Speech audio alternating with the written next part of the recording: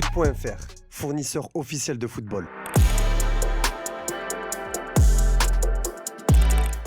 Salut tout le monde et bienvenue dans ce nouveau JT Foot Mercato. Leipzig a tenté de recruter Noah Okafor de l'AC Milan, mais en raison de ses doutes sur sa condition physique, le club allemand y a renoncé. Selon nos informations, Leipzig a ciblé Timothy Weah, l'international américain polyvalent de la Juventus. Auteur de 4 buts et 2 passes décisives en Serie A cette saison, Weah était une cible privilégiée pour renforcer l'attaque du club allemand. Cependant, la Juventus a rapidement rejeté une proposition de prêt avec option d'achat, affirmant que le joueur, sous contrat jusqu'en 2028, n'est pas sur le départ. Leipzig doit désormais se tourner vers d'autres pistes offensives. Il avait fait un début de saison tonitruant sous les couleurs du PSG, mais depuis plusieurs mois, c'est compliqué pour Bradley Barcola. Passeur puis buteur hier en Coupe de France face à Espali, Bradley Barcola a mis fin à une longue disette de 10 matchs consécutifs sans être décisif. Il en a expliqué les raisons durant l'après-match. Il y a des moments comme ça dans la vie, on ne peut pas être bien. Il n'y a pas que le foot dans la vie. Je traverse des moments un peu plus difficiles que d'autres. J'essaye de me remettre à fond dedans et de penser à 100% au football et me donner à fond pour retrouver ce niveau-là. Cette prestation intervient dans un contexte particulier car le PSG doit accueillir dans les prochains jours sa toute nouvelle recrue, Kvaratskhelia. Justement, l'annonce officielle du transfert du Géorgien devrait intervenir ce vendredi, juste après la traditionnelle visite médicale. Selon le Parisien, celui qui va être acheté 75 millions d'euros par Paris pourrait faire ses débuts le 25 janvier face à Reims. Luis Enrique a été clair concernant Marco Asensio lors d'une récente conférence de presse, affirmant que ses décisions, basées sur les performances en match et à l'entraînement, parlent d'elles-mêmes. Bien qu'il ait laissé la porte ouverte, l'entraîneur du PSG semble indiquer que l'avenir d'Asensio n'est plus à Paris. Tombé en disgrâce depuis le retour de Gonzalo Ramos et l'émergence de Désiré Doué, Asensio n'a plus été titulaire depuis le 22 novembre contre Toulouse et n'a joué que 11 minutes face à l'AJ Auxerre le 6 décembre. Selon Estadio Deportivo, la Real Sociedad suit de près la situation du joueur et pourrait passer à l'offensive. Super Deporté ajoute que d'autres clubs de Liga tels que le Real Betis, Majorque et Villarreal sont également intéressés par un rapatriement. Majorque, où il a été formé, apparaît comme une option séduisante, d'autant que le club occupe la 6ème place en Liga. Toutefois, des clubs comme la Juventus et Aston Villa ont également manifesté leur intérêt, laissant Asensio avec plusieurs options pour relancer sa carrière. À l'étranger désormais, Kylian Mbappé semble avoir trouvé sa place au Real Madrid. Il réussit à convaincre à la fois son entraîneur et ses coéquipiers après un début de saison compliqué. Dans une interview avec Click sur Canal+, il avait reconnu que ses débuts n'étaient pas parfaits, mais qu'il se battait pour briller dans la seconde partie de saison, soulignant qu'il avait été très bien accueilli au club. Utilisé à 4 reprises en 2025, il a marqué un but lors du Classico perdu face au Barça, une performance saluée par Carlo Ancelotti et la presse espagnole, notamment AS Marca. D'après Relebo, le vestiaire madrilène est désormais conquis. Ses coéquipiers ont noté une nette amélioration dans son jeu, notamment grâce aux ajustements tactiques opérés par Ancelotti, qui lui a demandé de se concentrer sur l'aile gauche plutôt que de couvrir tout le front de l'attaque. Même Dieu ne peut pas l'arrêter avec des espaces, a confié un membre du vestiaire. Plus impliqué, Mbappé touche davantage de ballons, dépassant même Vinicius Junior dans ce domaine contre Barcelone. Carlo Ancelotti a également salué sa progression.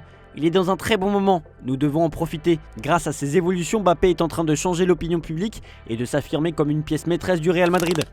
C'est beaucoup plus délicat pour Aurélien Tchouaméni. Sa prestation en finale de Supercoupe d'Espagne contre le Barça a été la cible de nombreuses critiques, lui qui évolue à nouveau en défense centrale en raison des absences de Militao et d'Alaba. Le club commence à se poser de nombreuses questions à son sujet, mais il conserve le soutien de Carlo Ancelotti. Ce dernier assure même qu'il reprendra sa place au milieu de terrain quand Alaba sera de retour. Je reste convaincu que Tchouaméni a bien fait en tant que défenseur central. Les données en parlent et en tenant compte du fait que ce n'est pas sa position idéale. Dès que nous ne serons plus dans l'urgence et qu'Alaba reviendra, il reprendra sa place. Au Barça, Ronald Araujo est annoncé sur le départ depuis le début du mercato hivernal. L'avenir semblait s'écrire à la Juventus ces derniers jours, mais les dernières rumeurs annonçaient finalement qu'Araujo avait fait le choix de rester à Barcelone. Et le milieu de terrain Gavi s'est montré rassurant au sujet de son coéquipier. Les supporters du Barça doivent être tranquilles. Beaucoup de journalistes inventent des choses, mais Araujo va rester. Il y a beaucoup de rumeurs dans la presse, mais beaucoup sont fausses et j'ai toujours eu confiance que Ronaldo resterait. Gavi en a aussi profité pour parler d'un autre coéquipier du Barça, Lamine Yamal. Ce dernier s'est illustré lors de l'écrasante victoire du FC Barcelone sur le Real Betis 5-1 en Coupe du Roi. Et pour Gavi, il n'y a aucun doute, Yamal est le meilleur joueur actuellement. Claro que puede marcar una época, pero al final yo veo una tontería compararlo con Messi porque Messi es único y no va a haber nadie como él, igual que no va a haber nadie como Iniesta, Busquets y Xavi. Al final cada uno es como es y hace su propia historia, ¿no? Y Lamine para mí es el mejor hoy en día y espero que siga así. Neymar a lui aussi adoubé le crack espagnol. Sous une photo postée par Lamine Yamal sur son compte Instagram, la star brésilienne y est allée de son commentaire. Et l'ancien barcelonais semble très emballé par le jeune attaquant. Tu es brésilien, danse crack, accompagné de 2 emojis. L'actuel joueur d'Al Hilal semble donc garder un œil sur son ancienne écurie.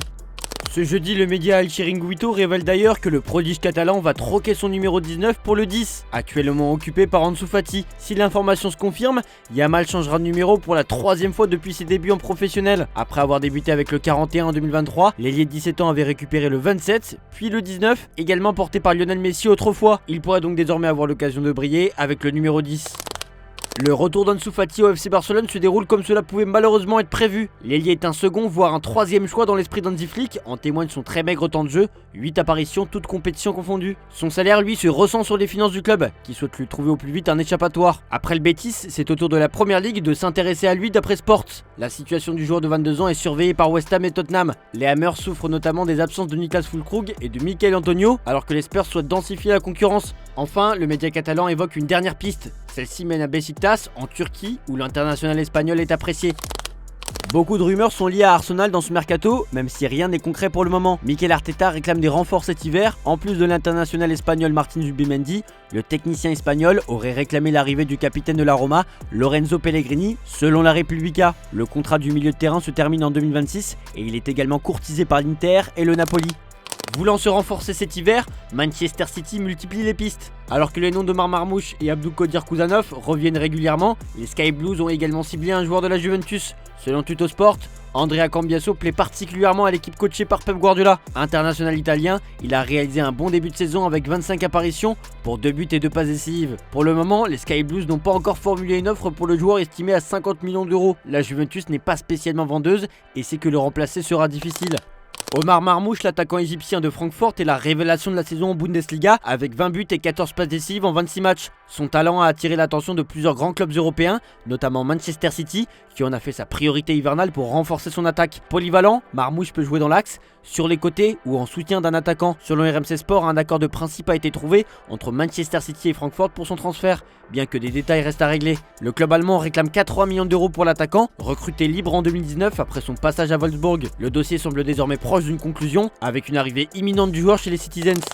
On passe aux officiels désormais. Parmi les moyens évoqués pour faire valider l'inscription de Dani Olmo et Pau Victor, figurait la vente des sièges VIP du Camp Nou. Et ce jeudi, les Blaugrana ont annoncé avoir conclu la cession de 475 places VIP à 2 investisseurs originaires du Moyen-Orient, dont l'identité n'a pas été dévoilée. Le club catalan précise que la durée maximale des contrats est de 30 ans. L'attaquant brésilien Flammarion quitte Valenciennes après 1 an. Il rejoint l'Ouzbékistan et le club de Paktakor Tashkent. Latéral gauche de 18 ans, Jayden Megoma quitte provisoirement Brentford pour Preston North End. Il est prêté jusqu'à la fin de la saison. Défenseur central danois de 20 ans, Sébastien Otoa quitte Aalborg pour le Genoa. Il arrive contre un chèque de 2,75 millions d'euros. Comme nous vous l'annoncions, le joueur de l'OM François Mug quitte officiellement son club pour s'engager du côté de la Grèce et du Athens Kalitea. Il est prêté avec option d'achat par Marseille.